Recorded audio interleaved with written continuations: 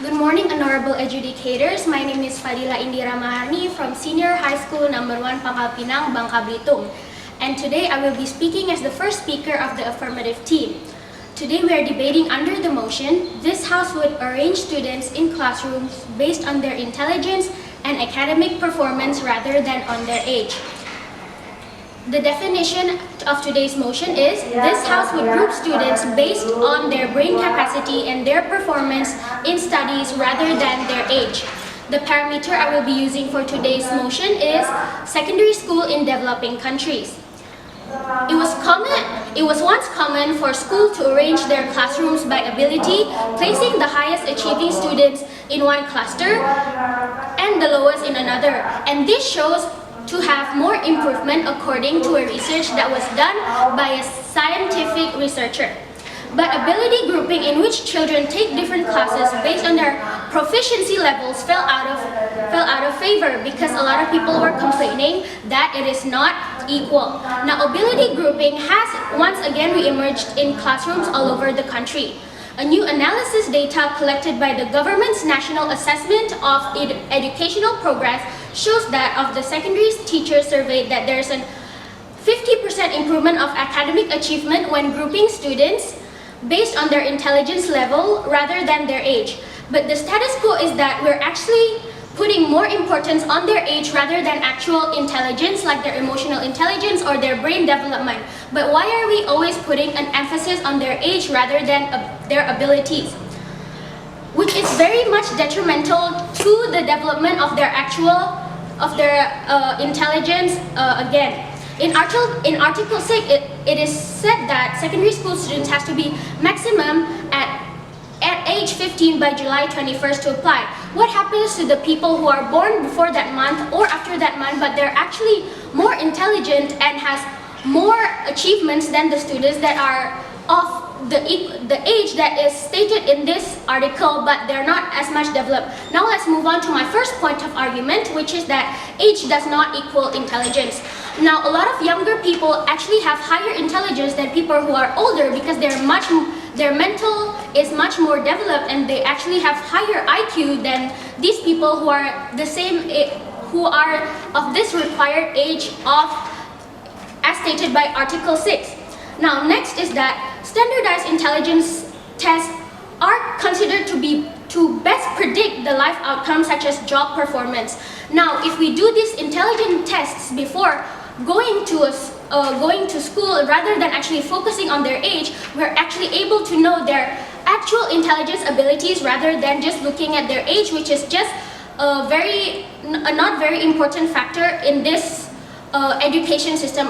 Actually, we're supposed to be focusing on their intelligence so that they actually can bring better to the school and also the country itself. And it is also been shown that if higher students are put together with lower intelligence students, it actually hinders their development. Now, these higher students will of course learn in a much faster pace other than the lower students. Now, but if these people who are higher intelligence put together with the lower intelligence, the teachers will actually focus more on the lower people with intelligence but not focus on the higher intelligence, which then again these higher intelligence students will hinder actually their development. Let's go to my next point, which is that there are a lot of cases where students with loss of achievements are not able to get into schools just because of their age. Take example as Arista Widya Maheswari. She has 700 trophies and these are a very big achievement, but she is not accepted in any schools yet just because her age is not compatible with the school, which is extremely ridiculous because with that amount of achievement and with that amount of intelligence, of course, it is actually very much beneficial to the school and also to the country. But then you are just limiting her options just because her age is not enough to be in the school. But the fact that she has this much achievement shows that her intelligence level is quite high and that she will bring betterment to the country and also the school and also for the future. Now, let's move on to my next point, is that intelligence and achievement correlates with each other. Now, it has been shown that actually people with higher IQs actually have a faster pace of learning and that are also, they also have a faster they have also a higher rate of achievement because their brain is more developed than other people that are of course on the same age as them.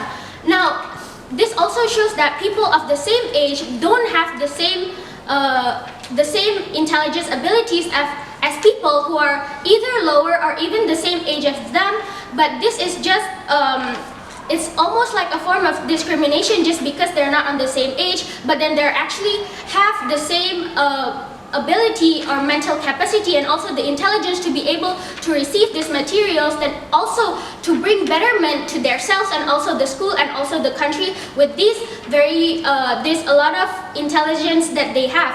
And this will also show that with these intelligence that correlates with achievement, these achievements will bring betterment to the school, the country, and also for themselves. And not accepting the students with higher intelligence is actually very much ridiculous and also will degrade the school level and degrade the country just because of their age. Now, my next point is that intellectual abilities are predictive of achievement in reading, math, social sciences, and for all students. Now, this shows that intelligence abilities actually account for most part of their development in studying and also in other cases, whereas we can see that sometimes people of the same age as them or even higher than them don't actually do these subjects better than them just because they're older. But this shows that intelligence plays a very big part in the development of their studies and also the development of themselves. This will make them achieve more than actually the people who are either older than them or even the same age as them. Now, this is intelligence. My next point is that intelligence is also related to the rate of learning. Intelligence is very much correlated to the rate of learning. The higher the intelligence you have, the higher achievement you will have, the faster also you will learn a certain subject. Now, this has been shown by research by a scientist that groups people with higher intelligence and lower intelligence, and it shows that the people with the higher intelligence actually learn at a pace that is faster than these lower classes people, which is 45% faster than these students with the lower abilities. You can see that this actually proves that intelligence is more important than age. Now, my next point is that scientists demonstrated that the relationship between IQ scores and academic progress is high, that people with higher IQ show significantly greater academic progress than the lower ones, which is, again, as I've said before, that scientists have done it with this grouping people with higher intelligence and lower intelligence, and it shows that people with higher intelligence are actually more, they're actually able to advance more than the people of the lower capabilities or the lower intelligence. And also, it has also been shown by scientists that with grouping people with this higher intelligence, that it's actually making them improve more and more and more, and it's also at a faster rate than these people who are lower rate. Instead of mixing them together, will actually hinder the improvement of these people with higher IQ.